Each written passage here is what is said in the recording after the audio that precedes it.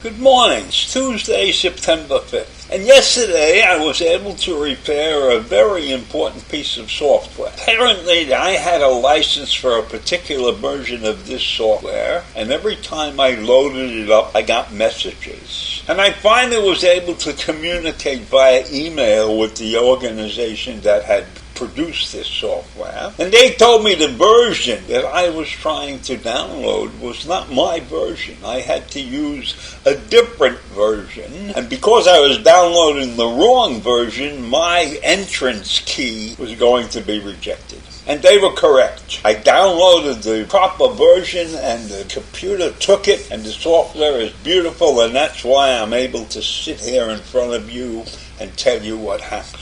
But beyond that, I want to talk about the trial of Donald Trump, which is set for March of next year. And I was listening to another article online where a former justice, a woman of color who had been on the bench for almost 20 years, was explaining that when she took the bench, she learned that she had to have this particular talk to the lawyers if she deemed it to be necessary. And she was explaining that in the Trump case, it's certainly, absolutely, positively that this talk will be necessary.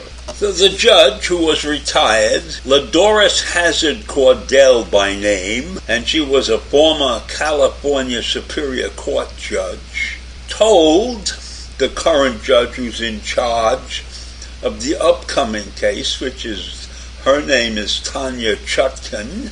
We've probably seen that and not paid too much attention to it.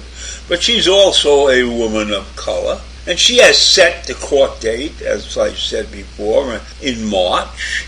And this is the talk that Judge Cordell said that she believed that Judge Chutkan should have with the attorneys of Donald Trump before the case gets underway. This is a set of words, a group, also important to understand. So before I give you the words in this talk, let me explain that Judge Chutkan, who's the current judge in the Trump case, is not a rookie. She's been on the bench for over 10 years. She's also a woman of color. And I keep mentioning that because I know that in this country, that is going to end up being a factor of some kind because that's just the way it is.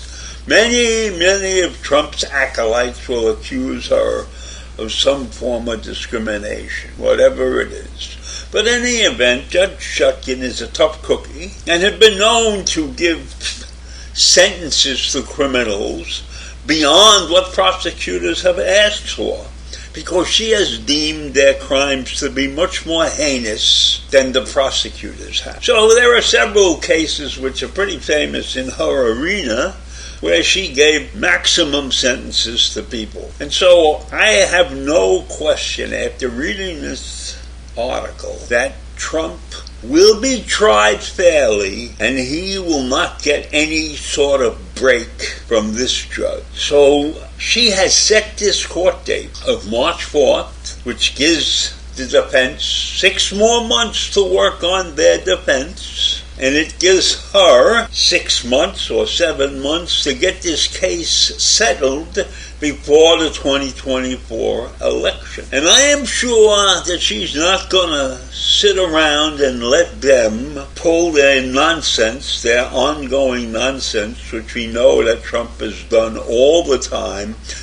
his delaying tactics and everything. So having said that, I'm going to say that the talk is a very simple talk. It's 2 sentences, basically. And what Judge Cordell said, you have to look the litigants and the lawyers, all of them, dead in the eye and you say to them, I am going to give you the fairest trial you have ever had, and you are going to give me your respect, and you're going to follow my orders. Are we clear? And then Cordell says they would agree with her, and she would say, let's move on. And Cordell also mentioned that being a black female judge was very important for her to take that particular stance. And Chutkan is in the same category as she was. So in those 2 sentences or so, she has set the ground rules for how she's going to run the court and run the trial. And that was the advice that she was passing on through this TV show to Judge Chutkan. And I'm thinking, based upon what I read about Judge Chutkan, that she's a savvy judge. She knows the game. She's on the bench for 10 years. And she's, as I said before, has been known to give people the maximum sentence when required, when she deemed that that person had earned the maximum sentence, in spite of the fact that the prosecution was perfectly willing to settle for less time. So because of this article, I am very confident that this case is in good hands with Judge Chutkan. She has stated categorically that it has to be made clear that trying to violently overthrow the government, trying to stop the peaceful transition of power, and assaulting law enforcement officers in that effort is going to be met with the absolutely certain maximum punishment that I can give. And that's what Chutkan has come out and said. And she is one of at least 3 federal judges in Washington who have given sentences to January 6th defendants that were longer than the government had requested.